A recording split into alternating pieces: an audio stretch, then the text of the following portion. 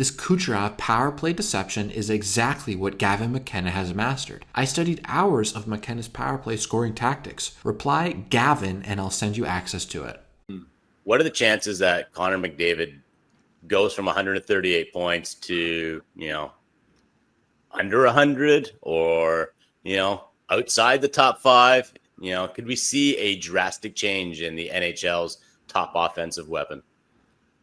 It's not the worst idea in the world, right? Like, we've talked about Alexander Barkov a lot on the show, and the fact that if he wanted to score 120 points, he could, but he's fine, being in that sort of like 80 to 90 range and winning Selke trophies when he's healthy.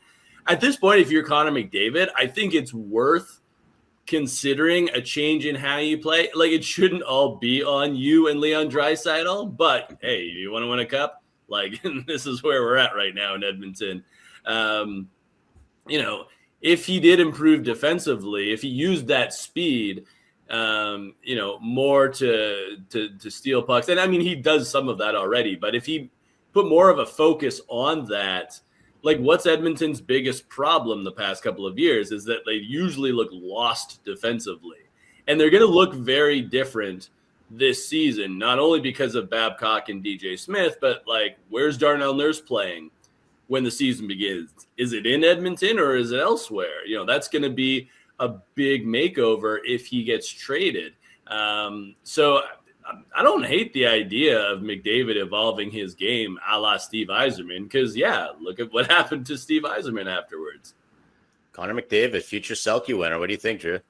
No, I think there's a lot of problems with this. I think yes, I agree, right? Like, I think if you told Connor McDavid he could have 70 points next year and win the Stanley Cup, he's taking it all day. Now, I think the problem with this is, like, there's a lot of things, if you watch the Edmonton Oilers play, that, like, Connor McDavid, I guess, has to do that guys like Nathan McKinnon. I mean, I don't have the Yzerman roster in front of me when he was in Detroit at the time, but like those guys during that time, and even Barkov in Florida, they have a ton of help throughout their lineup and complementary players. So do I think that, like, if I was running the Edmonton Oilers, I would rather have Connor McDavid's ice time during the regular season a little bit down, right? Like, rather have him at 20 to 21, 22 minutes like Nathan McKinnon plays most nights versus, I mean, those guys get up there, and I mean, Draisaitl, especially during some of those injuries, had like some 25 to 27. So, I mean, if you're a center iceman and you're playing 25 to 27 minutes a game, like, you only have so much energy. You have to conserve the energy on certain points of the ice. So I think that McDavid would love to play a little bit of a different game, save some of that energy to play more defensively. But I think based on their roster and lack of help, that's never been an option. And obviously we're about a week away from free agency opening up, and there's obviously been a ton of trades, but I don't think he's going to be able to do that with the current roster that they have and have any chance of success. So, I mean, say they have a great, let's call it July, and they add a lot of pieces around him, I think he'd be the happiest guy in the world to maybe not go from 135 to 85, but I think he'd like to be at 110 and have a little bit of more energy and juice for the playoffs. Connor McDavid's warning to Gavin McKenna did not sit well with one Toronto media personality. McDavid said the Maple Leafs' first overall pick will have his hands full in Toronto, but added that McKenna appears prepared and will have a strong support system around him, including Austin Matthews. Sid Seixeiro strongly disagreed with McDavid's perspective, saying the Oilers' captain has no clue what playing under Toronto's pressure is actually like. Seixeiro argued that Edmonton's scrutiny remains consistently intense, while Toronto can jump from relatively quiet to overwhelming the moment results turn bad. The debate is not really about McKenna's talent. It is about whether even Connor McDavid can fully understand the pressure awaiting an 18-year-old expected to become the next face of the Maple Leafs. Is Toronto's hockey market truly on another level? Something is brewing in the hockey world, and it has nothing to do with a game on the ice. It started with a simple question, the kind reporters ask 100 times a year. What do you think about the kid taking over in Toronto? Nobody expected the answer to blow up the way it did. Connor McDavid, the best player on the planet, was asked about Gavin McKenna. The 18-year-old phenom who was drafted first overall back in June, and who was about to step into the most suffocating spotlight in professional sports, the Toronto Maple Leafs. McDavid did not hesitate. He said McKenna would have his hands full. But he also said something else. He said the kid was ready. He said Toronto would give him something special, a support system, veterans like Austin Matthews who could show him the way. It was calm. It was respectful. It was the kind of answer you would expect from a captain who has spent a decade under pressure himself. And for about 5 minutes, that was the end of it. Then Sid Seixeiro opened his mouth. If you do not know the name, you know the type. A Toronto media personality, loud, opinionated, always ready to defend the city's honor like it is under siege. And in his eyes, it was. Because how dare an outsider, how dare a player from Edmonton, claim to understand what it means to play in Toronto? Seixeiro did not hold back. He said McDavid has no clue. No clue what it is like to play under that microscope. No clue what real pressure feels like. His argument was built on one core idea. Edmonton's spotlight, he said, is intense but predictable. A steady hum. Something players learn to live with over time. Toronto, on the other hand, is a different beast entirely. It can be calm one week and a complete inferno the next. One bad game, one bad bounce, and the whole city turns on you. According to Seixeiro, that unpredictability is something McDavid has simply never lived through. And because of that, his opinion on Gavin McKenna's readiness meant nothing.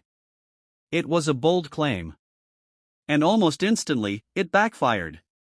Because here is the thing people did not forget. Connor McDavid did not just show up in the NHL from nowhere. He grew up in the Greater Toronto area. He was the most hyped hockey prospect this country had seen in a generation, tagged as the next one before he was even a teenager. He has spent his entire life around that exact pressure cooker Seixeiro was describing. So when fans saw the clip, they did not side with the media personality. They sided with the guy who has lived it from both angles, as a phenom and as a franchise cornerstone in a different Canadian market that demands just as much. The backlash came fast, and it did not slow down. Comment sections filled up overnight. Fans picked apart the logic itself. If Edmonton's pressure is constant, they argued, and Toronto's pressure is something that can vanish during the quiet stretches, then explain how that makes McDavid less qualified to speak on it. If anything, some said, it makes him more prepared, because he has felt both versions. The slow burn and the sudden explosion. Others were even less forgiving. They said this had nothing to do with hockey insight at all. They called it manufactured outrage, the kind of segment built specifically to trend during a slow offseason when there are no games to talk about. One comment cut straight to the point, and it spread everywhere. Sports media, the person wrote, has turned into professional rage bait. And maybe that is the real story here. Because strip away the noise, and this was never actually about Gavin McKenna's talent. Nobody is questioning whether he can play. The real question, the one nobody wants to say out loud, is whether anyone outside Toronto is even allowed to have an opinion about Toronto. Whether the city has built such a mythology around its own pressure that any outsider, even one of the most accomplished athletes alive, gets dismissed before he even finishes his sentence. That is a dangerous game to play. Because if that is truly the standard, then no advice from anywhere else ever counts. Every warning, every piece of guidance from a player who has been through something similar somewhere else, gets thrown out simply because it did not happen inside the six. Meanwhile, in the middle of all this noise, there is an 18-year-old kid trying to process what is coming for him. Gavin McKenna is not just walking into a new team. He is walking into a spotlight that has ended careers, reshaped reputations, and turned promising rookies into cautionary tales before they even hit their stride. He is going to hear all of it. The praise, the criticism, the debates about whether people even have the right to comment on his situation. And he is going to have to block every bit of it out. Because here is the truth nobody is arguing about. This upcoming season will be one of the most scrutinized rookie campaigns hockey has seen in years. Every shift will be dissected. Every slump will be a headline. Every big moment will be replayed 1,000 times. So while Toronto media fights about who is allowed to have an opinion, the kid at the center of it all just has to lace up his skates and play. The noise will not stop.